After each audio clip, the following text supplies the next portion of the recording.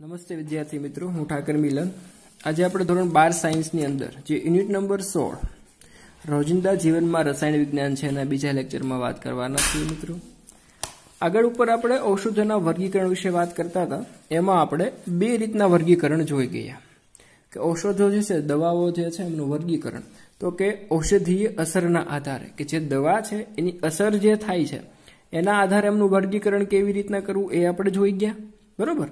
અને એ ડોક્ટરને સૌથી વધારે ઉપયોગી પણ છે એવી વાત એ કરી. એમાં ઉદાહરણ તરીકે આપણે વેદનાહાર એટલે કે જે વેદનાને દૂર કરે છે, દુખાવાને દૂર કરે છે, એને આપણે વેદનાહાર ઔષધો તરીકે ઓળખ્યા છે. ત્યારબાદ જીવાણુનાશક કે જે જીવાણુઓનો સૂક્ષ્મ જીવોનો નાશ કરે છે એને જીવાણુનાશક કીધા હતા. ત્યાર પછીનો જે બીજો પ્રકાર હતો એ હતો ઔષધની ક્રિયાના આધારે કે જે દવા છે એ આપણા શરીરમાં કેવી રીતના ક્રિયા કરે છે એના આધારે આપણે એનું વર્ગીકરણ કરી શકીએ છીએ. એમાં આપણે એક હિસ્ટામાઇન સંયોજનો વિશે વાત કરી ગયા હતા કે હિસ્ટામાઇન સંયોજનો જે છે એ આપણા શરીરમાં શું કરે છે, સોજા ઉત્પન્ન કરે છે. અને આ સોજા જે થાય છે એને નિવારવા માટે જે દવાનો ઉપયોગ થાય છે એને પ્રતિહિસ્ટામાઇન કહેવાય છે, બરોબર. એ પ્રતિહિસ્ટામાઇન વિશે પણ આપણે વાત કરી ગયા. તો આ બે રીતના વર્ગીકરણ વિશે આપણે સંપૂર્ણ માહિતી મેળવી હતી. ઓકે મિત્રો, તો આજે આપણે ત્યાંથી આગળ વધીએ અને એની પછીનો જે ત્રીજો પ્રકાર છે કે રાસાયણિક બંધારણના આધારે કે જે દવા છે, ઔષધ જે છે એનું રાસાયણિક બંધારણ કયા પ્રકારનું છે એના આધારે પણ એનું વર્ગીકરણ કરી શકાય છે. મુખ્ય 4 રીતે કરવાનું થાય. એમાંથી 2 રીતે જોઈ ગયા આપણે, ઔષધોની અસરના આધારે અને ઔષધોના પ્રકારના આધારે. એના પરથી આપણે હવે વાત કરીશું રાસાયણિક બંધારણના આધારે કે જે દવા છે, ઔષધ જે છે એનું બંધારણ કેવી રીતના હોય અને એનું વર્ગીકરણ કેવી રીતના કરી શકાય. આ પ્રકારના ઔષધોના રાસાયણિક બંધારણ પર આધારિત હોય છે. તો જોઈએ, સમાન બંધારણીય લક્ષણો અને મોટા ભાગે સમાન ઔષધીય સક્રિયતા ધરાવતા ઔષધોને આ રીતે વર્ગીકૃત કરવામાં આવે છે કે એના બંધારણીય જે લક્ષણો છે એ સમાન હોય અથવા તો એમની ઔષધની જે સક્રિયતા છે, દવાની જે અસરકારકતા છે એ સરખી હોય તો એમને આ રીતે વર્ગીકરણ કરી શકાય છે. ઉદાહરણ તરીકે સલ્ફોનેમાઇડ ઔષધ નીચે દર્શાવ્યા મુજબ સામાન્ય બંધારણીય લક્ષણ ધરાવે છે. તો આજે તમને બંધારણ દોરેલું છે NH2, બરોબર, benzene S double bond O NHR. આ છે સલ્ફોનેમાઇડ ઔષધ છે, બરોબર. હવે અહીંયા R છે એ શ્રેણીમાં બદલાતું હોય એટલે આ બધા કહેવાય શું છે, એટલે ઔષધો. અહીંયા R બદલાતો રહે પણ એ બધા એક જ વર્ગમાં આવે. એટલે કયા વર્ગમાં આવે તો કે સલ્ફોનેમાઇડ ઔષધો તરીકે જ એમને બધાને ઓળખવામાં આવે છે. આ વાત છે એમના બંધારણના આધારે કે એનું બંધારણ કયા ટાઈપનું છે, એમાં શું સામ્યતા છે, અને સામ્યતા હોય બધાને એક વર્ગમાં રાખે અને એને એ રીતે વર્ગીકૃત કરવામાં આવે. ત્યાર પછીની વાત આવે છે આણ્વીય લક્ષણના આધારે કે એનું આણ્વીય એટલે કે એનું જે બંધારણ છે, અણુઓનું લક્ષણ છે, એના લક્ષણો કેવા છે એના આધારે એનું વર્ગીકરણ. તો એ જોઈએ. સામાન્ય રીતે ઔષધો જૈવિક અણુઓ જેવા કે કાર્બોહાઈડ્રેટ, લિપિડ, પ્રોટીન અને ન્યુક્લિક એસિડ સાથે પારસ્પરિક ક્રિયા કરે છે. ખૂબ અગત્યનો પોઈન્ટ છે કે જે દવા પીએ છીએ એ શું કરે છે, કોની સાથે પ્રક્રિયા કરે છે. તો કે જે આપણે ઔષધ દવા પીધી છે એ કાર્બોહાઈડ્રેટ સાથે અથવા તો લિપિડ સાથે અથવા તો પ્રોટીન અને ન્યુક્લિક એસિડ સાથે શું કરે છે, પારસ્પરિક ક્રિયા કરે છે. આ જૈવિક અણુઓને લક્ષ અણુઓ અથવા તો ઔષધ લક્ષ કહેવામાં આવે છે કે જેના ઉપર ઔષધ જે લક્ષ, સમજો લક્ષ આપણે કોને કહીએ છીએ કે મારું આ લક્ષ્ય, મારે ત્યાં પહોંચવું છે એટલા માટે એને ફાઇનલ કીધું કે અહીંયા પહોંચીશ મારું લક્ષ્ય છે, બરોબર, નિશાન છે. તો આપણે જે દવા પીએ છીએ, બરોબર, તો એનું એક ચોક્કસ લક્ષ હોય. અલગ અલગ રોગ માટે અલગ અલગ દવા છે અને એ અલગ અલગ દવા પાછળનું રીઝન શું છે તો કે દરેક દવાનું લક્ષ કેવું છે, અલગ અલગ છે. મને પગમાં દુખતું હોય, બરોબર છે, પગમાં મને કંઈ તકલીફ હોય તો માથાની દવા ન પીવાય. કેમ તો કે લક્ષ મારું શું છે તો કે પગમાં દુખે છે એ દુખાવો દૂર કરવાનું છે ને. માથાની દવા લઈશ તો માથાને દુખાવાને અસર થશે, પણ મને પગમાં દુખતું હોય તો મારે પગના દુખાવાને દૂર કરવાની દવા લેવી પડે, કેમ કે મારું લક્ષ કોણ છે તો કે પગ છે. એટલે કે આજે દવા પીએ છીએ એ ચોક્કસ લક્ષની અસરકારકતા હોય છે. લક્ષ કયા હોય છે તો કે આ કાર્બોહાઈડ્રેટ હોય, લિપિડ હોય, પ્રોટીન હોય અથવા તો ન્યુક્લિક એસિડ હોય. એ બધા શું હોય છે, એના જૈવિક અણુઓના લક્ષ હોય છે અને એને શું કહેવાય છે, ઔષધીય લક્ષો તરીકે પણ ઓળખવામાં આવે છે. જે દવા છે એનું ચોક્કસ લક્ષ્ય છે કે એને ત્યાં જઈને અસર કરવી છે, બરોબર. માથામાં દુખતું હોય અને પેટમાં દુખાવાની દવા લઈએ તો એ માથું એનાથી મટે નહીં, કેમ કે એ દવાનું લક્ષ્ય કોણ છે? તો કે માથું છે, અને આપણે દુખે છે ક્યાં? તો કે પેટમાં.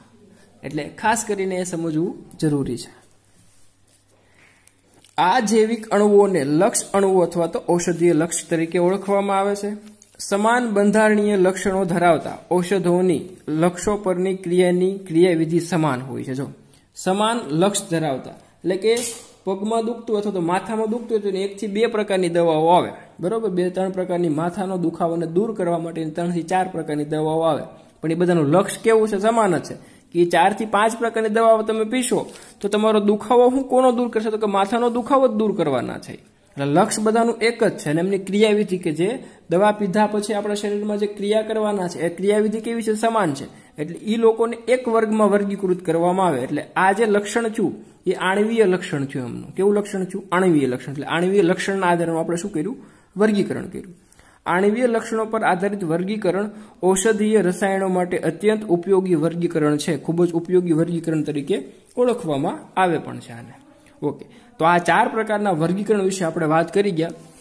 હવે વાત કરીએ એમની પારસ્પરિક જે ક્રિયાઓ છે, ઔષધ અને લક્ષ પારસ્પરિક ક્રિયાઓ. તો દવા અને લક્ષ એટલે કે જે દુખાવો છે, જે તકલીફ છે શરીરને, એમની વચ્ચે કેવી ક્રિયા થાય, કેવી રીતના ક્રિયા થાય, પારસ્પરિક ક્રિયા, એના વિશે વાત કરવાના છીએ. સમજો કોની વચ્ચેની પ્રક્રિયાની વાત કરીએ છીએ આપણે? કે જે દવા લેવાના છીએ અને જે દુખાવો થાય છે બંને વચ્ચેની પ્રક્રિયા સમજવાના. લક્ષ એટલે સમજી જવાનો, બરોબર, કે જે દુખાવો જે ભાગમાં થાય છે દુખાવાની વાત છે, અને દવા કે એને મટાડવા માટે જે આપણે ઔષધ લઈએ છીએ એ બેની વચ્ચેની પારસ્પરિક ક્રિયાઓ વિશે વાત કરીએ. જૈવિક રીતે ઉદ્ભવેલ બૃહદ અણુ શરીરમાં વિભિન્ન કાર્ય કરે છે. ઉદાહરણ તરીકે લઈએ તો શરીરમાં જૈવિક ઉદ્દીપક તરીકેની ભૂમિકા ભજવતા પ્રોટીન સંયોજનો ઉત્સેચક કહેવામાં આવે છે, બરોબર. તો એ આપણને ખબર છે કે ઉત્સેચક જે જૈવ રાસાયણિક ક્રિયામાં જે ઉદ્દીપકનું કાર્ય કરે એને શું કહેવાય છે? ઉત્સેચક કહેવાય છે. એમાંનું પ્રોટીન સંયોજનો મોટા ભાગે એ છે. જે પ્રોટીન સંયોજનો શરીરમાં પ્રત્યાયન તંત્ર માટે નિર્ણાયક હોય છે. પ્રત્યાયન તંત્ર એટલે શું? કોમ્યુનિકેશન.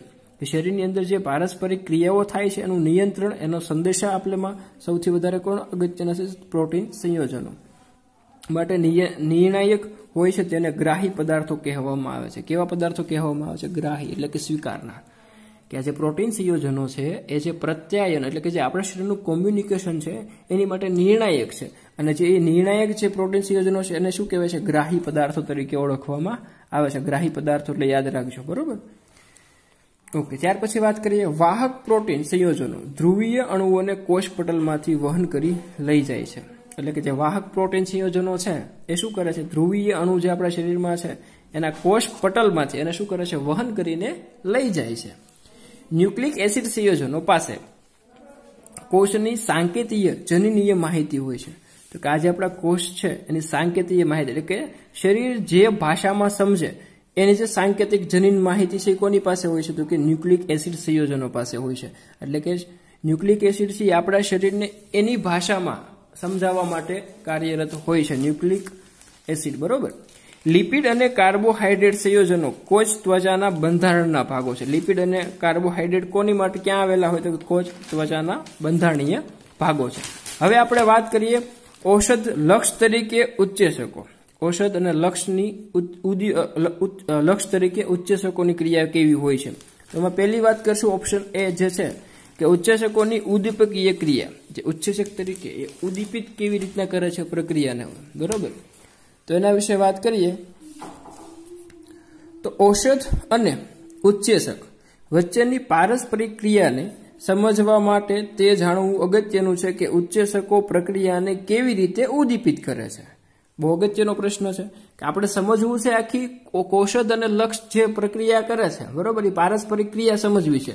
પણ આ પારસ્પરિક ક્રિયામાં કોઈ ઉદ્દીપક છે. ઉદ્દીપક એટલે ઉત્સેચકો છે, અને એ ઉત્સેચકો કેવી રીતના પ્રક્રિયાને ઉદ્દીપિત કરે છે એ પહેલા સમજવું જરૂરી છે. તો એ સમજીએ આપણે. ઉત્સેચકો તેમની ઉદ્દીપકીય સક્રિયતા 2 મુખ્ય કાર્યો કરે છે. એટલે કે ઉત્સેચકો છે 2 રીતે પ્રક્રિયાને ઉદ્દીપિત કરે છે. તો જોઈએ. પ્રથમ, ઉત્સેચકનું પ્રથમ કાર્ય રાસાયણિક પ્રક્રિયા માટે પ્રક્રિયાર્થીને પકડી રાખવાનું છે. પહેલું કાર્ય ખૂબ અગત્યનું છે. ઉત્સેચકનું પ્રથમ કાર્ય શું છે? રાસાયણિક પ્રક્રિયા માટે એટલે કે જે એમને પ્રક્રિયા કરવા છે એમાંથી પ્રક્રિયાર્થી એટલે કે જેના પર પ્રક્રિયા કરવાની છે એને શું કહેવાય? પ્રક્રિયાર્થી. બરોબર. માનો કે આપણે દવા પીધી અને આપણે પેટમાં દુખાવો થાય છે તો પેટની અંદર જે ભાગમાં દુખાવો થાય છે એ પ્રક્રિયાર્થી છું આપણી માટે. કારણ કે દવા જશે તો કોને અસર કરવાની છે? પ્રક્રિયાર્થી એટલે કે જે દુખાવો થાય છે એને અસર કરવાની છે. તો પ્રક્રિયાર્થી થઈ ગયો. એને પકડી રાખવાનું પેલું કાર્ય કોનું છે? તો કે ઉત્સેચકનું છે. પહેલા તેને પકડી રાખવું પડે. ઉત્સેચકોના સક્રિય સ્થાનો પ્રક્રિયાર્થી અણુને અનુકૂળ સ્થિતિમાં પકડી રાખે છે. પકડવાની પોઝિશન કેવી છે? તો કે ઉત્સેચકનો જે સક્રિય ભાગ છે જે પ્રક્રિયામાં ભાગ લેવાનો છે એનો સક્રિય ભાગ છે એ શું કરે છે? તો કે પ્રક્રિયાર્થીનો જે ભાગ છે એની સાથે જોડાઈને એને શું કરે છે? પકડી રાખે છે, જેથી તેના પર પ્રક્રિયક અસરકારક રીતે હુમલો કરી શકે. એટલે કે પ્રક્રિયક એટલે કોણ?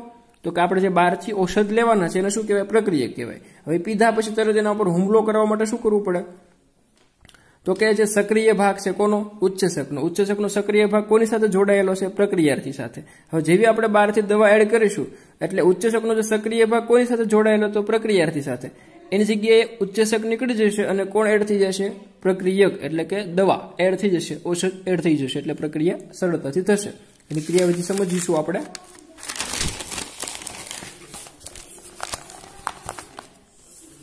પ્રક્રિયાર્થી ઉત્સેચકના સક્રિય સ્થાન સાથે વિભિન્ન પારસ્પરિક ક્રિયાઓ જેવી કે આયનીય બંધ, હાઇડ્રોજન બંધ, વાન ડર વાલ્સ પારસ્પરિક ક્રિયા અથવા તો દ્વિધ્રુવીય પારસ્ક્રિયા દ્વારા જોડાય છે.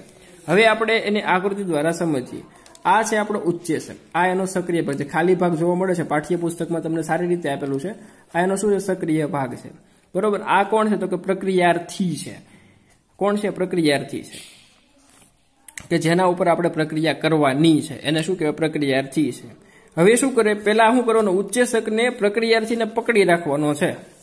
આ ઉત્સેચક જે છે એનો આ ભાગ સક્રિય ભાગ છે એટલો ભાગ, અને આ કોણ છે? પ્રક્રિયાર્થી છે. એટલે ઉત્સેચકને શું કરવું પડે? એનો પોતાનો આકાર કોને અનુકૂળ રહીને બદલવો પડે? તો કે પ્રક્રિયાર્થીનો જે આકાર છે એને અનુકૂળ રહીને ઉત્સેચક પોતાનો આકાર બદલે, અથવા તો એ ટાઈપનો ઉત્સેચક આપણે પસંદ કરવો પડે જેનો આકાર પ્રક્રિયાર્થી જેવો હોય. એટલે એ બે જોડાય. કેવી રીતના જોડાય? તો કશું તમને અહીંયા દેખાય કે પ્રક્રિયાર્થીને પકડી રાખેલ ઉત્સેચક. જો આ સક્રિય ભાગ હતો, સક્રિય ભાગમાં કોણ એડ થઈ ગયો? આ પ્રક્રિયાર્થી આવી ગયો એટલે એને પકડી રાખ્યો સક્રિય ભાગ સાથે. સમજાય છે? પેલું કાર્ય એને આ કરવાનું છે કે ભાઈ પ્રક્રિયાર્થી જે છે એને પકડી રાખવાનું કામ ઉત્સેચકને કરવાનું સક્રિય ભાગ સ્થાન સાથે. આ સક્રિય સ્થાન હતું એનું, એની સાથે તો બંધ બેસતું બેસી જશે. કોણ? તો કે પ્રક્રિયાર્થી. એ જેવું એની સાથે બંધ બેસતું બેસી જાય એટલે આપણે બહારથી પ્રક્રિયક એડ કરીશું. પ્રક્રિયક એટલે કોણ? તો કે ઔષધ દવા એડ કરીશું અને એ આના પર અસર કરશે. કોના પર? તો કે પ્રક્રિયાર્થી પર અસર કરશે અને એના પર હુમલો કરે એટલે જે દુખાવો છે કેવો થાય? દૂર થઈ જાય. ઓકે. ઉત્સેચકનું બીજું કાર્ય શું છે? એવા ક્રિયાશીલ સમૂહો પૂરા પાડવા કે જે પ્રક્રિયાર્થી પર હુમલો કરી રાસાયણિક પ્રક્રિયા કરે. બરોબર. અને બીજું કાર્યનું શું છે? તો કે ઉત્સેચકનું બીજું કાર્ય એ છે કે એને એવા ક્રિયાશીલ સમૂહો પૂરા પાડવા, એટલે એવા ક્રિયાશીલ સમૂહો પસંદ કરવા કે જે પ્રક્રિયાર્થી પર હુમલો કરી રાસાયણિક પ્રક્રિયા કરે.